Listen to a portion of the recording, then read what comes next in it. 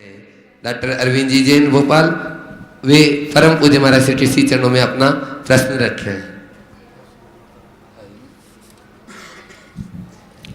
नमस्ते महाराज जी। आज जो शास्त्रों में 4 पुरुषार्थ बताए गए हैं, धर्म, अर्थ, काम और मोक्ष। आज अर्थ और काम की बहुलता होने से हम मोक्ष पुरुषार्थ कैसे प्राप्त करेंगे? बिल्कुल ठीक प्रश्न आपने पूछा। शास्त्रों में 4 पुरुषार्थ की चर्चा आती है, धर्म, अर्थ, काम और मोक्ष। वर्तमान युग अर्थ और काम के बाहुल्य से भरा युग है और इससे जीवन में अनेक प्रकार की विसंगतियां और विडंबनाएं प्रकट हो रही है। 4 पुरुषार्थ हैं, इन्हें ऐसे समझे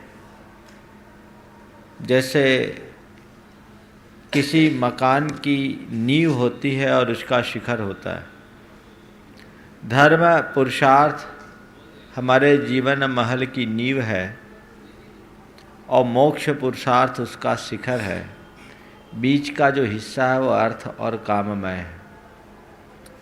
नींव मजबूत रहने पर भवन मजबूत रहता है।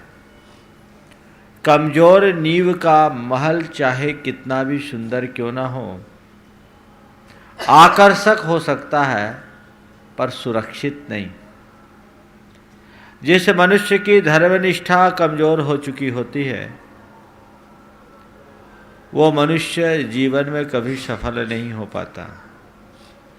इसलिए हमें चाहिए कि लोगों को हम इस बात को समझाएं कि धर्म हमारे जीवन का मूल है, बुनियाद है, उसे हम भूले नहीं। नींव को सुरक्षित रखें और मोक्ष को लक्ष्य बनाकर आगे बढ़े। अर्थ और काम का आश्रय लेने का निषेध हमारे यहाँ नहीं है, लेकिन ये कहा गया है कि धनार्जन करो, धनांध मत बनो, काम का आश्रय लो पर कामांध मत बनो। 4 पुरुषार्थों में गृहस्थों के लिए धर्म, अर्थ और काम, इन 3 पुरुषार्थों का ही उपदेश दिया गया। मोक्ष पुरुषार्थ निर्वृत्ति के मार्ग में मिलता है और ये निर्वृत्ति मुनियों के मार्ग में आती है। गृहस्थों के लिए धर्म, अर्थ और काम, ये 3 ही पुरुषार्थ का उपदेश है और इसको त्रिवर्ग की संज्ञा दी गई। शास्त्रकारों ने लिखा है कि त्रिवर्ग संसाधन मंत्रेण पसिरिवायुर्निफलम नरस्य तत्रापि धर्मम प्रवरम बदंती न तम बिना भव तोर्थ कामो। कि त्रिवर्ग यानी धर्म, अर्थ, काम, इन 3 पुरुषार्थों के सम्यक रूप से अनुपालन किए बिना मनुष्यों का जीवन पशुओं की तरह निरर्थक हो जाता है। और उसमें भी तत्रापि धर्मम प्रवरम बदंती, उसमें भी धर्म को सबसे ज़्यादा महत्व दिया जाता है, क्योंकि धर्म के आलम्बन के अभाव में अर्थ और काम पुरुषार्थ संज्ञा को प्राप्त नहीं करते। इसलिए अर्थ का उपार्जन करें, अनर्थ से बचते रहे, और काम का आश्रय ले, लेकिन अपने जीवन में मर्यादाओं का पालन करते रहे। ये दोनों बातें हमें धर्म सिखाता है। जो लोग अर्थ के पीछे पागल होते हैं, धर्म को भूल जाते हैं, उनके जीवन में अनर्थ घटित होने लगते हैं। आज आए दिन जो समाचार हम सबको मिलते हैं कि पैसे के पीछे पागल इंसान स्तरहीन होकर जीवन जीता है और उसके कैसे भयानक दुष्परिणाम आते हैं, वो हमारे लिए, हमारे चिंतन के लिए पर्याप्त है। इसलिए लोगों को चाहिए कि ये बात समझे कि हम धर्म के नियंत्रण में अर्थ का उपार्जन करें। पैसा कमाने का निषेध नहीं, पर पैसे के पीछे पागल होने का निषेध है, धन के पीछे अंधा होने का निषेध है। धर्म का यदि नियंत्रण होगा तो व्यक्ति अनीति और अन्याय से पैसे का उपार्जन नहीं करेगा और अपने जीवन को होम कर पैसा कमाने के लिए पागल नहीं होगा। धर्म हमें एक मर्यादा का रास्ता बताता है, नीति और न्यायपूर्वक जीवन जीने का। धर्म हमें ये सिखाता है कि धन हमारे जीवन के निर्वाह का साधन है, साध्य नहीं। साधन को साध्य बना लोगे तुम अपने जीवन को दुखी कर डालोगे। इस मर्यादा को समझो। हमने वो कहानी हमेशा हमें याद रखनी चाहिए जो हमने बचपन में सुनी है। राजा मिडास जो सोना के पीछे पागल था और उस सोना ने उसके जीवन को ही खराब कर दिया। तो ये पैसे के जीवन में एक सीमा तक उपयोगिता है, लेकिन पैसा ही जीवन का सर्वस्व नहीं है।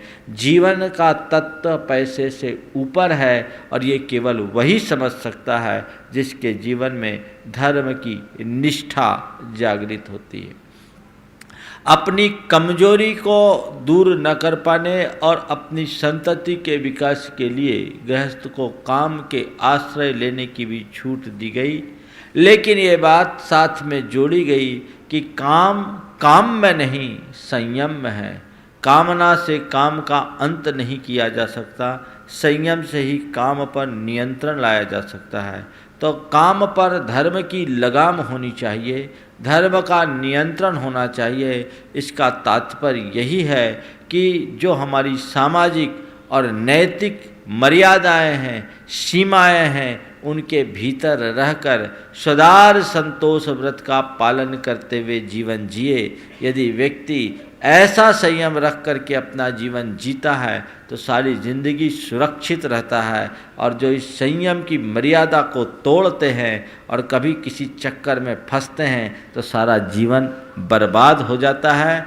व्यक्ति को इस बात को गहराई से समझने की ज़रूरत है और ये अपने दिल दिमाग में स्थापित करके रखने की आवश्यकता है कि मेरा जीवन तभी सधेगा जब मैं अर्थ और काम पर धर्म का नियंत्रण रखूंगा।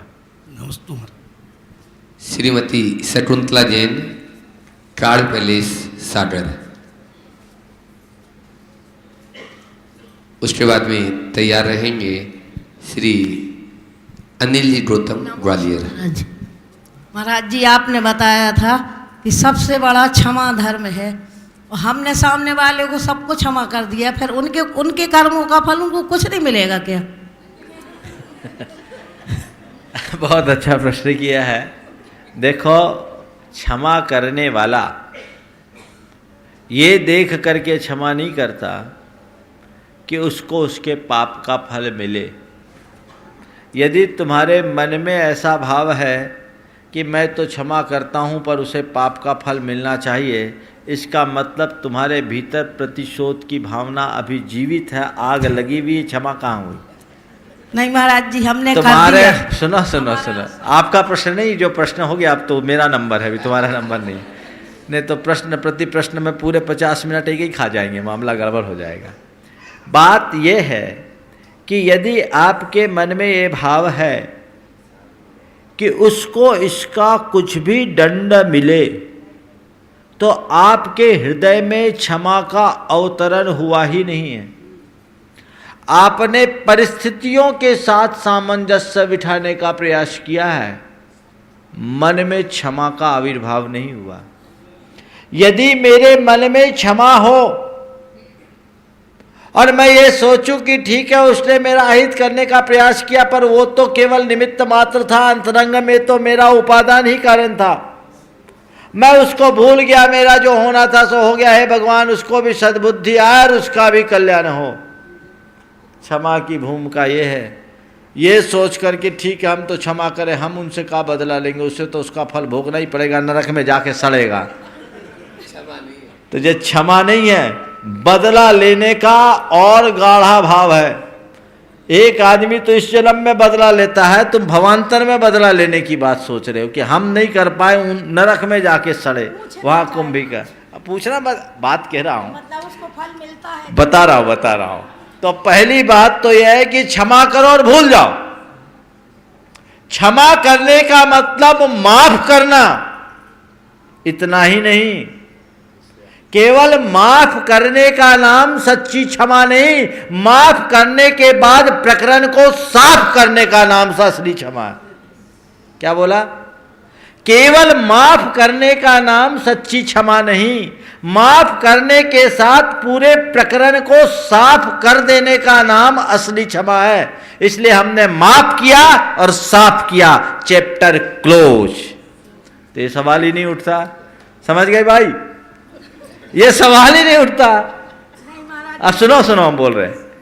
अब रहा सवाल, उसको उसका फल मिलेगा कि नहीं। अब बता रहा हूं। अभी व्यवहार की बात मैंने की थी, अब सिद्धांत की बात करता हूं।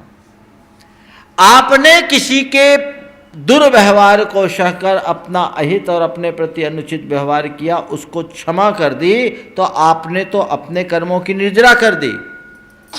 लेकिन ये सोचकर सामने वाला निश्चिंत ना हो जाए कि उसने हमें क्षमा कर दी, हमारे सारे दोष माफ। नहीं, अभी माफ हुआ है, साफ तो तुमको करना है। जो कलंक अपने भीतर लगाया है, दोष करने वाले को उसका प्रायश्चित करना चाहिए। और क्षमा किया है और आपने यदि क्षमा मांग लिया है, तो क्षमा मांग लेने से भी बहुत सारे दोषों का निराकरण हो जाता है। पर इसे सुनकर ऐसा मत करना जैसा एक बार हुआ था। एक गुरु ने शिष्य को बताया कि कोई भी दोष हो क्षमा कर लो, क्षमा मांग लो, तो सारे दोष का निवारण हो जाता है, प्रतिक्रमण हो जाता है। तो नया नया एक साधु था, बच्चा था, उम्र कम थी, अनुभव भी नहीं था, बचपना था। एक जगह धूप में वो सामायिक के लिए बैठा था, सामने कुम्हार का घर था। कुम्हार अवा से घड़े निकाल निकाल करके धूप में रख रहा था।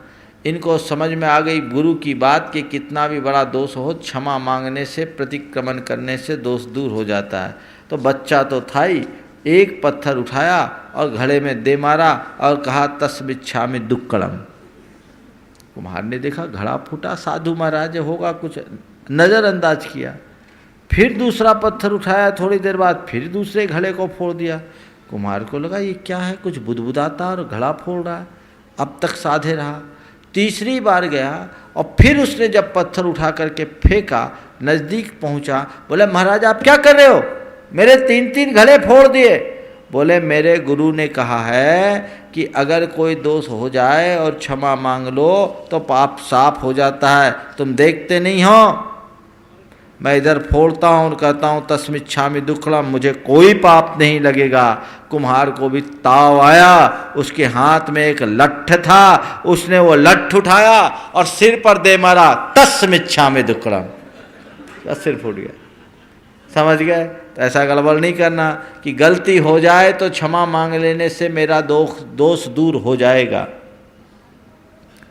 क्षमा मांगने से मन हल्का होता है, क्षमा करने वाले का मन हल्का होता है, लेकिन पाप का तो प्रायश्चित करना ही चाहिए और उसकी पुनरावृत्ति न करने का संकल्प लेना चाहिए, तब जीवन धन्य होगा। क्षमा मांगने वाले से क्षमा करने वाला सबसे बड़ा होता है, इस बात को कभी भूलना नहीं। आगे अनिल जी गौतम ग्वालियर, जो बंधुओं जन्मना जैन नहीं होते भी कर्मना जैन है, ऐसे अनिल भाई भी परम पूज्य महाराज श्री टेसी चरणों में प्रश्न रखते हैं। अनीता जैन ग्वालियर तैयार रहे।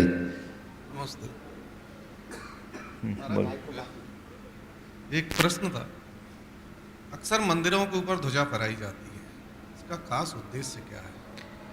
मंदिर के ऊपर ध्वजा और कलश, इनका कुछ विशेष उद्देश्य है। ध्वजा को पताका बोलते हैं, वो हवा में लहराती है और ये ध्वजा का हवा में लहराने से जो एक वाइब्रेशन पैदा होता है वो पॉजिटिव वेव्स को उत्पन्न करता है और इससे ये एक धार्मिक स्थल होने का प्रतीक बनता है, उसकी पहचान होती है। मंदिरों में ही नहीं, पुराने ज़माने में धार्मिक जनों के घर में भी ध्वजा होती थी। जब हनुमान लंका में गए तो लंका में कहाँ खोजें किसी व्यक्ति को, यहाँ तो सब दुष्ट लोग हैं, तो उनको पूरे लंका में एक घर में ध्वजा दिखाई पड़ी। तो उनने समझ लिया ये जरूर किसी धर्मात्मा का घर होगा। उसमें उतरे तो विभीषण का महल था। समझ गए? तो ये धार्मिक भावनाओं का प्रतीक है ध्वजा। ध्वजा जय का प्रतीक होता है, तो ऐसी धर्म की जय होते रहे इसके प्रतीक स्वरूप ध्वजा है। और उसके ऊपर जो कलश होता है वो भी इस तरह के वाइब्रेशंस उत्पन्न करता है और पॉजिटिव वेव्स को ग्रहण करता है।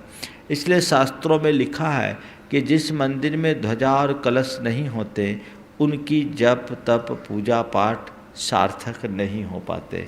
इसलिए ध्वजा एक पहचान है, मंदिर की पहचान उसकी ध्वजा से उसकी कलश से होते हैं, इसलिए इसे अनिवार्य रूप से लगाना चाहिए। आगे अनिता जैन ग्वालियर, उसके बाद में श्रीमती लक्ष्मीबाई सुकुमार पाटिल महाराष्ट्र तैयार है। नमोस्तु महाराज जी, नमोस्तु महाराज जी। प्रश्न है कि ऋषि मुनि यति और रिद्धिधारी में क्या अंतर होता है? ऋषि मुनि यति और अनगार है, विद्याधर नहीं बोल, विद्याधारी नहीं, रिद्धिधारी। रिद्धिधारी सामान्य रूप से हम जब बात करते हैं तो रिद्धिधारी मुनिराजों को ऋषि बोलते हैं। यति उपशम श्रेणी और छपक श्रेणी में चढ़ने वाले मुनियों को यति कहते हैं। मनापर्य ज्ञान, अवधि ज्ञान और केवल ज्ञान के धारी मुनियों को मुनि कहते हैं और सामान्य मुनियों को अनगार कहा जाता है। चलिए आगे, इसी से रिलेटेड एक और बोलिए। पुलाक, बकुस, कुशील, रिद्धिधारी, निर्गंथ और स्नातिका। उसमें रिद्धिधारी कहाँ से आ गया? पुलाक, बकुस, कुशील, निर्गंथ, स्नातिका। जी ये तो पांचों। हाँ, क्या पूछना चाह रहे सर हैं? महाराज जी, क्वेश्चन ये है कि पुलाक, बकुस और कुशील को हम कैसे पहचानेंगे? ये सब आगम में वर्णित है, सभी तीर्थंकरों के तीर्थकाल में होते हैं और ये सब भावलिंगी होते हैं। बाहर से तो लगभग सब समान होते हैं, पर पुलाक और बकुश की स्थूल पहचान आगम में बताई है कि पुलाक मुनि कदाचित मूल गुणों में दोष लगा लेते हैं और बकुश मुनि उपकरण बकुश और शरीर बकुश के भेद से दो प्रकार के होते हैं। ऐसे बकुश मुनियों में उनको अपने उपकरणों के प्रति ज़्यादा आसक्ति होती है, अपने शरीर के प्रति भी लगाव होता है और ये अपने परिवार से भी संपर्क रखते हैं। अविविक्त परिवारा लिखा है। और कुशील में कषाय कुशील और प्रतिसेवना कुशील के भेद से दो प्रकार के कहें, जिसमें प्रतिसेवना कुशील गर्मी आदि की अधिकता में अपने जंघा आदि की प्रक्षालन की क्रिया कर लेते हैं। इस अपेक्षा से इनको कहा है, ये बहुत स्थूल पहचान है। चलिए आगे। श्रीमती राजश्री जैन भोपाल और प्रदीप जैन भोपाल तैयार है। महाराज जी लता जी डंडवाल गया से पूछ रही हैं, किसी भी जीव की मृत्यु होती है तो हमें क्या मालूम कि वह जीव कौन सी गति में गया है, नरक, त्रियंच, निरोध आदि स्वर्ग में। फिर भी हम श्रद्धांजलि अर्पित करते हैं, उसके आगे स्वर्गीय लगाते हैं। कई सालों से हम पढ़ रहे हैं कि जैन गजट या अन्य पत्रिकाओं में पुण्यतिथि के समाचार प्रकाशित होते हैं, क्या यह सही है? इस प्रश्न का खुलासा करके हमारा मार्गदर्शन करने की कृपा करें। I am very confuse. Lata Dandwal. देखिए, ऐसा है कि मैंने पहले ही कहा था कि पुण्यतिथि मनाना ही यथार्थता ठीक नहीं है। 3 दिन पहले यह प्रश्न आया था इधर से, तो मैंने कहा था आप जिसको पुण्यतिथि कहते हैं वो पाप तिथि है। जिस दिन आयु का क्षय हो तुम्हारा पाप है, पुण्य नहीं। ये तो लोक रूढ़ी है, सो लोग मनाते हैं। अब रहा सवाल व्यक्ति के मरणोपरांत कहाँ जाने का, तो मैं ये समझता हूँ कि ये लोक ख्याति है कि आदमी के प्रति जीते जी भले ही हम पॉजिटिव न सोचें। ध्यान से सुनना, किसी व्यक्ति के प्रति, भैया, किसी व्यक्ति के प्रति लोग भले जीते जी पॉजिटिव न सोचे, पर मरने के बाद सब पॉजिटिव हो जाते हैं। इसलिए जो मरता है सबको स्वर्ग पहुंचा देते हैं।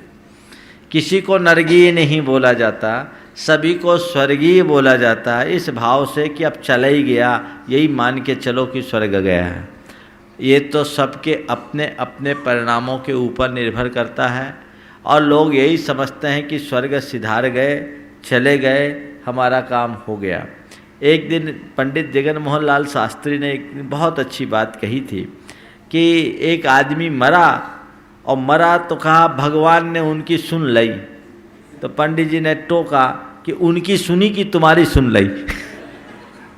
चले गए, बला टली, तो इसलिए लिख देते स्वर्गीय। चलो भैया अब तो कम से कम अच्छा रहे। और दूसरा, ये एक लोक धारणा है कि कोई जीव स्वर्ग मरणोपरांत अगर देव हो गया तो वो हमारा इष्टानिष्ट कर सकता है। तो उस लोक धारणा से कहीं ना कहीं आज भी जैन लोग प्रभावित हैं। और मुझे ऐसा लगता है कि शायद उसी लोक धारणा के पीछे समय समय पर शांति विधान वगैरह करने की परिपाटी हो गई कि भैया शांति विधान कर लो ताकि वो बैलेंस बना रहे, वो आकर पेरे नहीं। जबकि ऐसा कुछ नहीं है। राख को सींचने से अंकुर नहीं होता, वो तो जा चुका। जिस जीव का जहाँ जो संयोग होता वहीं जाता है, जिसकी जो गति होती वो वैसा ही करेगा।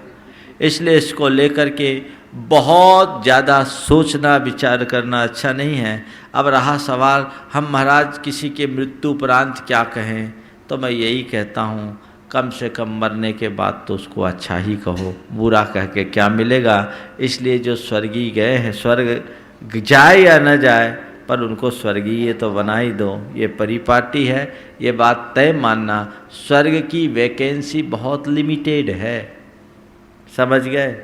वहाँ हर किसी को प्रवेश नहीं मिलता। फिर भी अब हम कहें तो अच्छा ही कहें, इसलिए एक परंपरा है, कोई मरे तो उसके बाद उसे स्वर्गीय कहा जाए। श्रीमती लक्ष्मीबाई सुकुमार पाटिल, चिरनी, महाराष्ट्र, उन्होंने, ये व्रती महिला तो है ही, कान के दोनों टॉप्स उतार के गुणायतन के लिए समर्पित कर दिए। एक बार जोरदार तालियों से। और बंधु 14 लोग आए हैं, ये लोग व्रती हैं, 14 के 14 अपनी तरफ से कुछ न कुछ लेके आए हैं गुणायतन के लिए। उन सभी के सम्मान में एक बार फिर से जोरदार ताली बजा दीजिए। प्रश्न भी रख रही है श्रीमती लक्ष्मीबाई। नमस्तु महाराज जी, नमस्तु महाराज जी, नमस्तु महाराज जी। गांव में साधु आते हैं, उनको चौकाई लगाता है। अभी वो निग्रह उत्तम पात्र कैसा पहचाना? देखो, फिर से हाँ समझ गया आपका प्रश्न। माता जी ने पूछा है कि अगर किसी साधु को हम आहार दें तो ये कैसे जाने कि उत्तम पात्र है। तत्वार सूत्र में एक सूत्र आता है, विधि द्रव्य दात्री पात्र विशेषा तद्विशेष है। जितनी उत्तम विधि, जितना उत्तम द्रव्य, जितना उत्तम दाता और जितना उत्तम पात्र मिले, दान में उतना उत्तम फल मिलता है। तो जितना उत्तम पात्र मिलेगा हमारा दान उतना उत्तम होगा। तो निश्चित रूप से आपको जब चुनना है तो आप उत्तम को ही चुनेंगे। सामान्य रूप से आगम के विधानानुसार मुनि को उत्तम पात्र कहा, आरिका एलक शुल्लक को, रति श्रावक को मध्यम पात्र कहा और सामान्य साधर्मी बंधुओं को जघन्य पात्र की श्रेणी में रखा गया है। अब हमको उत्तम पात्र में ही देना है तो संघ में है आचार्य महाराज है तो वो और उत्तम है, वरिष्ठ मुनि है तो और उत्तम है, तो उन्हीं को पड़गाओ, बाकी को नहीं पड़गाओ, क्योंकि हमको तो उत्तम को पड़गाना है। तो तुम श्रावक ही नहीं रहोगे। वो उनके पास हाँ सुनो तो बोल रहा हूँ। अगर आप ये कहो तो आप श्रावक ही नहीं कहलाओगे। तो क्या करो, जो साधु मार्ग के अनुरूप अपना जीवन जीते हैं वे सब उत्तम पात्र हैं। और यदि आपके गांव में साधु हैं, मुनि महाराज हैं, आरिका है, एलक छुलक है, भावना रखो कि हमारे यहाँ उत्तम से उत्तम पात्र आए, और ना आए तो एक श्रावक भी आए ना तो उसे उत्तम पात्र मानकर अपने आप को कृतार्थ करो। एक अच्छे श्रावक की यही पहचान है। नहीं तो ऐसा करो कि मुनि महाराज आ गए तो खूब भक्ति से कर ले आहार, और ब्रह्मचारी आए तो मुंह बना के आहार कराए। जो आए उसको सतपात्र मानकर अपने जीवन को कृतार्थ बनाए। आ रहा, ये पूछ रही हैं साधु में कौन सा साधु उत्तम पात्र है? बस विषया सा वशाती तो निरारंभो परिग्रह ज्ञान ध्यान तपो रखता है तपस्वी सा प्रशस्यते। जो विषय कषाय से दूर हो, आरंभ परिग्रह से दूर हो, ज्ञान ध्यान में लीन हो, वो साधु है, वो उत्तम पात्र है। और दुनिया के खटकर्मों में फंसा है तो आप अपना किनारा काट लो। चलो। डॉक्टर आशा जैन, जबलपुर, रांची, उसके बाद में श्रीमती चंद्रकला पाटनी तैयार रहे।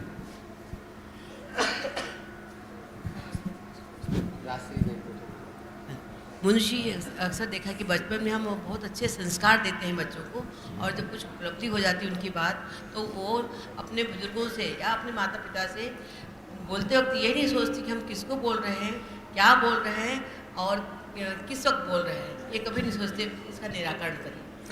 ये बिल्कुल सही है कि माँ बाप सारी ज़िंदगी ये सोचते हैं कि मेरा बेटा पढ़ लिख कर के लायक बन जाए। सारी ज़िंदगी माँ बाप यही सोचते हैं कि मेरा बेटा पढ़ लिख कर लायक बन जाए। निश्चित बेटा लायक बनता है और इतना लायक बन जाता है कि उसे अपने माँ बाप नालायक लगने लगते हैं। ये युग की विडंबना है। आज के इस दौर में ये बहुत बड़ी गड़बड़ियाँ चल रही है।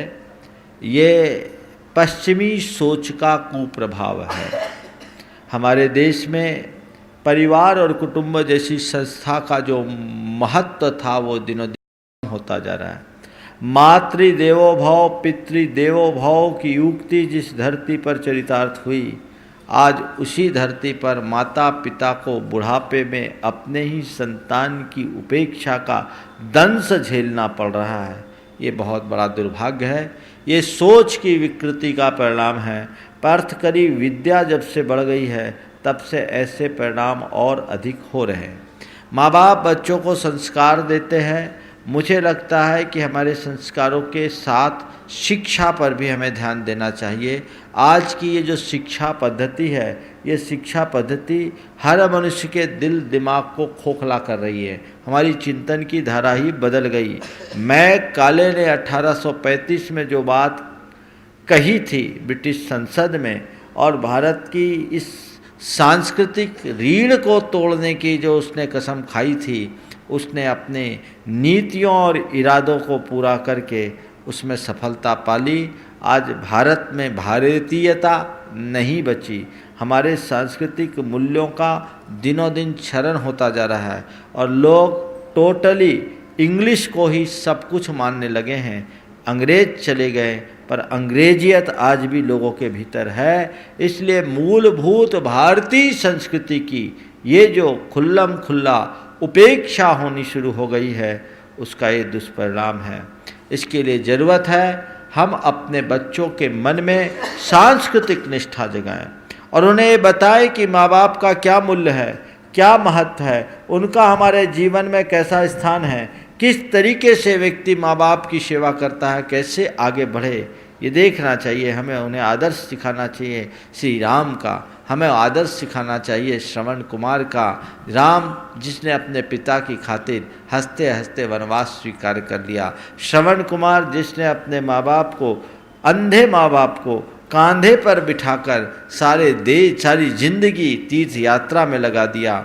मरते मरते भी उसने अपने माँ बाप को पानी पिलाया। और आज की ये संतान है कि मरते हुए माँ बाप को पानी पिलाने के लिए उनके पास वक्त नहीं।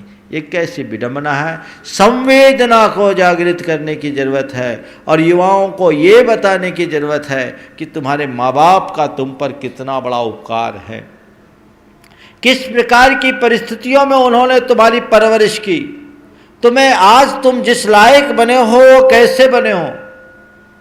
एक युवक ने एक बार मुझसे कहा कि महाराज मैं क्या करूं, मैं तो जैसे तैसे एडजस्ट कर लेता हूं, लेकिन मेरी पत्नी का मेरे मम्मी पापा से एडजस्टमेंट नहीं हो पाता। हमारे पिताजी बिल्कुल पुराने विचारधारा के हैं और मम्मी बिल्कुल पढ़ी लिखी नहीं है, बहुत उनमें तो कुछ अकल ही नहीं दिखती। महाराज मैं कैसे एडजस्टमेंट करूं। मैंने उस युवक से कहा कि भैया तू कहता है कि तेरे पिताजी पुराने विचारधारा के हैं, तेरी मम्मी में अकल नहीं है, मैं मान लिया, पर मैं तुमसे ये पूछता हूँ जिस दिन तू पैदा हुआ था उस दिन तुझे कितनी अकल थी, उस दिन तेरे पास कितनी अकल थी। आज तेरे माँ बाप तेरी शिक्षा के आगे कमज़ोर दिखाई पड़ते हैं, तुम्हें बैकवर्ड दिखाई पड़ते हैं, पर जब तू पैदा हुआ तो तेरी आँख फोड़ दे अगर कोई चील कौवा तो तेरे पास उतने हटाने की भी बुद्धि नहीं थी। विचार करो उन्होंने तुम्हारे लिए क्या दिया, जन्म दिया, जीवन दिया, संस्कार दिया, तब तुम आज यहाँ आए। मैंने उससे कहा कि अच्छा है कि तेरी माँ पढ़ी लिखी नहीं है, नहीं तो कहीं आज की पढ़ी लिखी माताओं की तरह तेरी माँ ने तुझे पेट से ही परलोक पहुँचा दिया होता तो तेरा क्या होता। 9 माह तक उसने तुझे अपने पेट में रखा, पाला पोषा, अपने कष्टों की उपेक्षा करके तेरे सेहत का ख्याल रखा, तेरे पीछे अपने सारे रुचि और सुख का भी परित्याग किया। उस माँ ने तुझे लंबे समय तक पेट में रख करके पाला। अगर माँ ने तुझे न संभाला होता तो तेरा क्या होता। ये कैसी विडंबना है। जिस माँ ने 9 माहों तक तुझे अपने पेट में रखा, आज तू उसे अपने फ्लैट में रखना नहीं चाहता। कैसी विडंबना है। 9 माह तक जिस माँ ने तुझे अपने पेट में रखा, तो उसे अपने फ्लैट में जगह नहीं देने को तैयार नहीं। दुर्भाग्य है तेरा, धिक्कार है तुझे। मैंने कहा इसके बाद तुम्हें माँ ने जन्म दिया, और जन्म देने के बाद जीवन दिया। अगर तेरी माँ ने जन्म देने के बाद तुझे किसी झाड़ी में छोड़ दिया होता तो क्या होता। कुत्ते बिल्ली अपना पेट भर लेते, और क्या होता। तेरे माँ बाप तुझे ऐसे ही लावारिस छोड़ देते तो क्या होता। आज तू किसी अनाथ आश्रम में पलता होता, और क्या होता। पल पल तेरे पीछे उनने ध्यान रखा, खुद गीले में सो करके तुझे सूखे में सुलाया। विचार कर, पर तेरी आदत कितनी गंदी हो गई है। तेरी आदत गीला करने की है। जब तू बच्चा था तो माँ बाप के बिस्तर गीले करता था, अब बड़ा हो गया तो उनकी आंखें गीली करता है। तुझे सोचने की ज़रूरत है। जब तू छोटा था तो उनके बिस्तर गीले करता था, अब बड़ा हो गया तो माँ बाप के आंसू गीले करता है, आंखें गीले करता है। थोड़ा तो सोच। अगर तुझे समय पर खाना नहीं दिया होता, तुम्हें दूध नहीं पिलाया होता तो क्या होता। तुम्हें बीमार पड़ने पर डॉक्टर को नहीं दिखाया होता तो क्या होता। विचार करो। तुम्हारे एक एक बात का ख्याल रखा। अगर उस दिन गैस की तरफ लपकते हुए झट से तेरी माँ ने तुझे पकड़ा नहीं होता तो तेरा क्या होता। छत से नीचे झांकते हुए एकदम ज़्यादा झुक जाने पर तेरे पिता ने अपनी ओर तुझे खींचा नहीं होता तो तेरा क्या होता।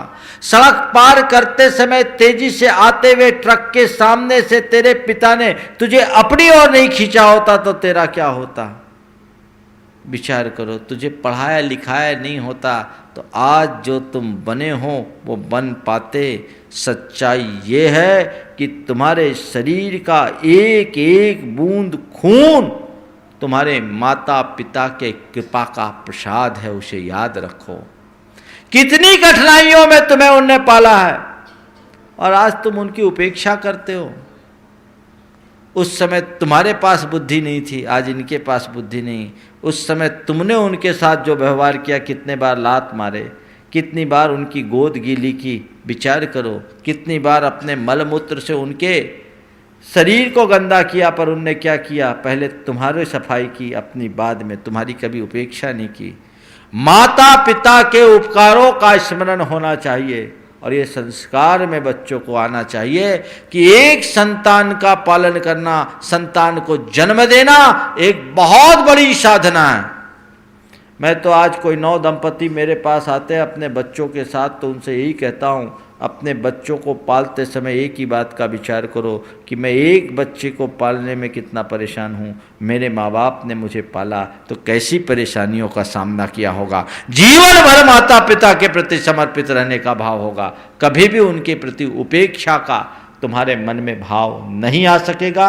इसलिए एहसान फरामोश होने से बचे, कृतज्ञता के गुण को अपनाए। तो माता पिता ने जन्म दिया, जीवन दिया, संस्कार दिया, उनके उपकार को कभी भुलाया नहीं जा सकता। शास्त्रकार कहते तिन्नम उयारम दुप्पड़ियानम, 3 का उपकार दुष्प्रतिकार होता है। सबसे पहला माता पिता, दूसरा जीव का दाता और तीसरा गुरु।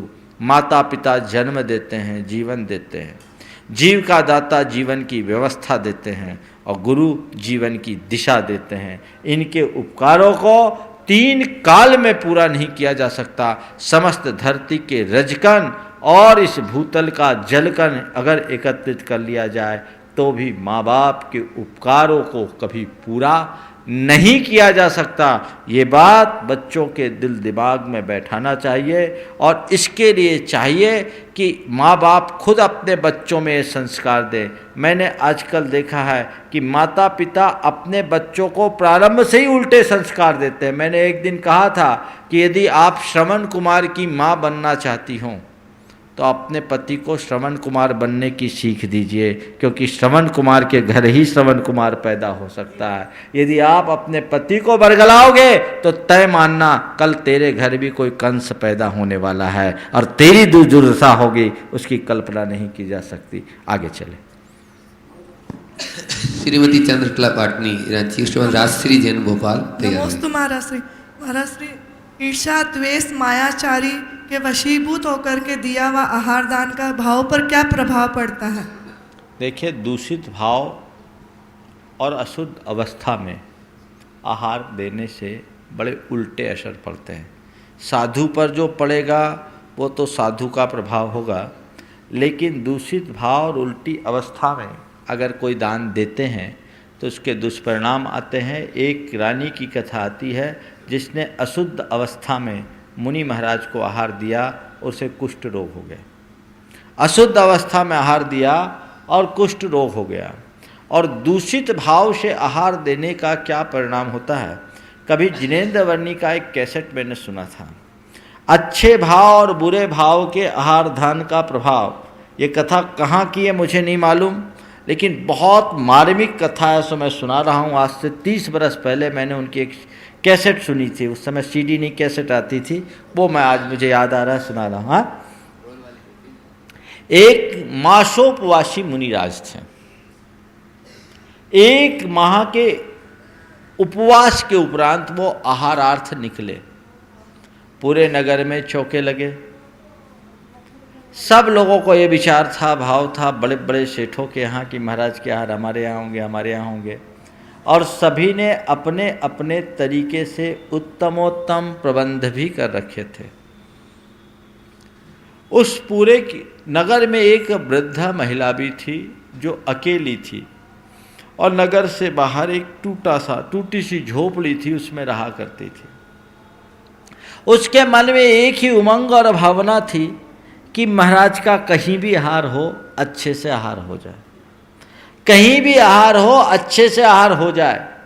और वो एक एक के घर घर में बोलती थी जा जा के कि देख आज तेरे यहाँ महाराज के आहार होंगे, सावधानी रखना कहीं अंतराय ना हो जाए। तेरे यहाँ महाराज के आहार होंगे, सावधानी रखना कहीं अंतराय ना हो जाए, कुछ गड़बड़ ना हो जाए, तुम्हें इस बात पूरा ध्यान रखना। एक एक के घर पागलों की तरह वो बोलती, इधर से उधर, उधर से इधर। महाराज के आहार को निकलने के 1 घंटे पहले से उसका यही कार्यक्रम चल रहा था। वो एक एक के घर जांच कर बार बार यही बोल रही थी। मुनिराज समय पर आहारचर्या के लिए निकले, पूरी बस्ती का राउंड लगा लिए,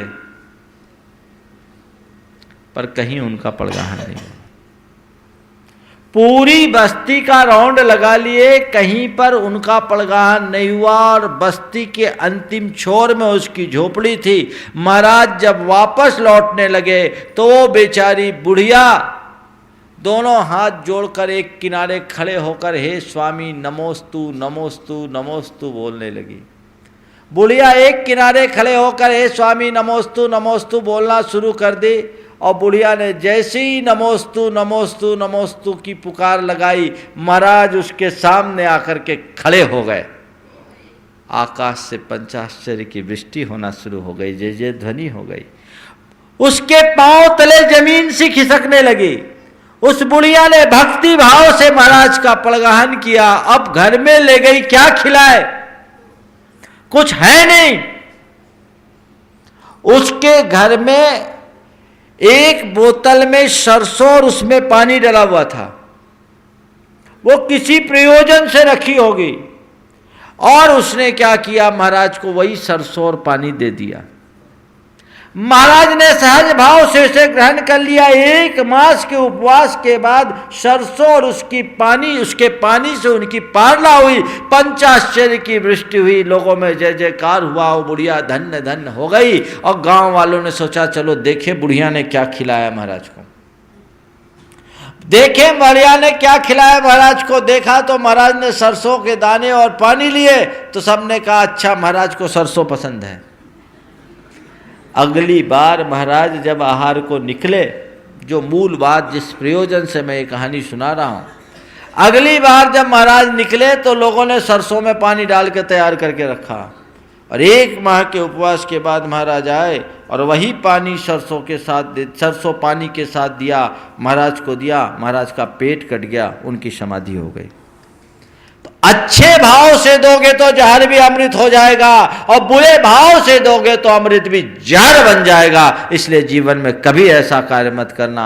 ईर्ष्या, मात्सर्य, विद्वेष, मायाचारी, छल कपट के साथ दान देने वाले कुभोग भूमि के पात्र होते हैं और साधु के भी रत्नत्रय की विराधना हो सकती है, उनका जीवन भी विकृत हो सकता है। इसलिए इन बातों की बहुत गहराई से विवेचना होनी चाहिए, समीक्षा होनी चाहिए, विचार होना चाहिए।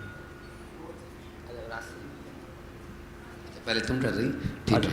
सिया जैन छोटी सी बच्ची है, गुवाहाटी आसाम से आई है। उसके बाद राजश्री जैन भोपाल। नमस्ते महाराज जी, आप जब तपस्या करते हैं तो आप ऐसे भगवान कैसे मान जाते हैं? हम लोग को भी भगवान या माता मानना है। बहुत अच्छा, इस बच्चे ने पूछा है। मैं समझता हूँ प्रश्न आप लोगों ने समझ लिया होगा कि आप तपस्या करते हैं तो भगवान कैसे बन जाते हैं, हमें भी भगवान या माता बनना। बेटे खड़े रहो। देखो, तपस्या करते हैं तो भगवान नहीं बनते, हम भगवान बनने के लिए तपस्या करते हैं। समझ गए? भगवान बनने के लिए तपस्या करते हैं। तो भगवान बनने के लिए तपस्या करते हैं। तपस्या करने का मतलब क्या है? अपने गुस्सा को जीतना, समझ गए? अपने अंदर की बुराइयों को जीतना, अपनी गंदी आदतों को जीतना, अपने अंदर की जितनी भी खराब बातें हैं उन सब को जब हम जीत जाएंगे ना, तो हम इंसान की जगह भगवान बन जाएंगे। और तपस्या से उनको जीता जाता है। तुमको भी अगर अच्छा बनना है तो गंदी बातों से बचो, अच्छी बनोगी, आगे बढ़ोगी। चलो,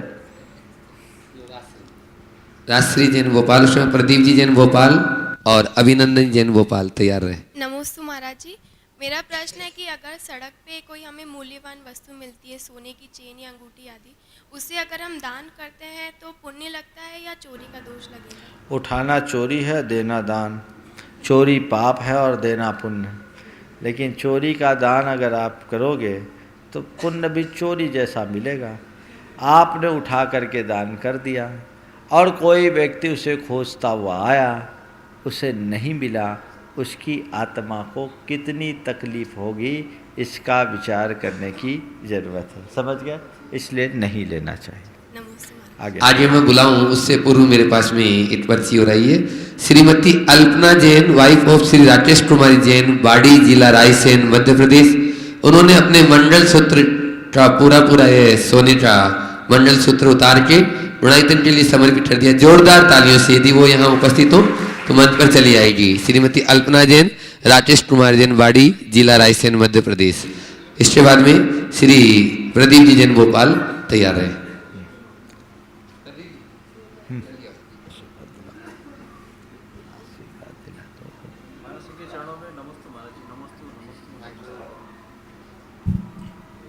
महाराज श्री के चरणों में नमस्तु महाराज जी, नमस्तु। हाँ। प्रश्न महाराज जी है कि हम मुनि महाराजों को, व्रती लोगों को देखते हैं, पूजा अर्चना करते हैं, हम अव्रती हैं, यह कहें हम अव्रती भी नहीं है, हमें व्रती बनने के लिए क्या प्रयास करना चाहिए, क्या उपाय करना चाहिए? व्रती बनने के लिए क्या प्रयास करना चाहिए? सबसे पहले व्रतियों का संसर्ग करना चाहिए। खरबूजे को देखकर रंग बदलता है। तो आप व्रतियों के संपर्क सानिध्य में रहेंगे तो आपके मन में भी व्रती बनने के मनोभाव जग जाएंगे और आप धीरे धीरे आगे बढ़ेंगे। स्वाध्याय करें और अच्छा सत्संग समागम करें, आप व्रती बन सकेंगे, आगे बढ़ेंगे। चलिए, नमस्ते महाराज जी, नमस्ते। और किनका रह गया? अभिनंदन जैन भोपाल। कल है ना, अब तो टाइम खत्म हो गया। कल करो ना आप, काम खत्म हो गया, लेट आए। अब जिनके प्रश्न रह गए हैं उनको कल नंबर मिलेगा, आज समय हो गया है। बोलिए, जो कल नहीं है वो आ जाओ भले।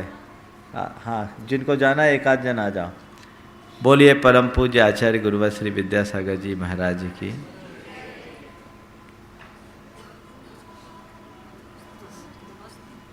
क्या पूछने?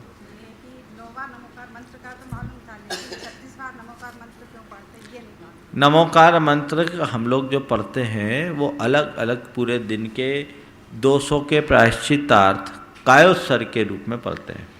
तो जब हम 27 उच्छ्वास का कायोत्सर्ग करना होता है तो 9 बार पढ़ते हैं, 54 का करना पड़ता है तो हम लोग 18 बार करते हैं, और 108 उच्छ्वास का करना होता है तो 36 बार करते हैं। इस प्रकार की ये व्यवस्था है। चलिए आगे समापन।